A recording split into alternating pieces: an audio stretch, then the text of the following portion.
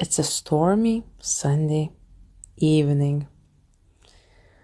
My thoughts are about goal setting, achievements, and what is the motivation?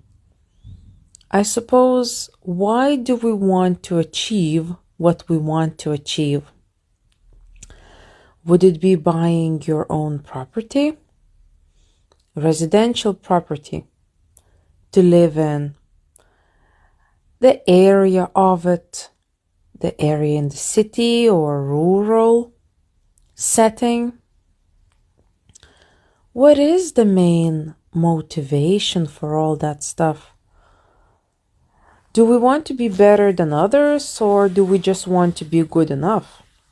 Is it enough to want to be good enough? There is so much to it.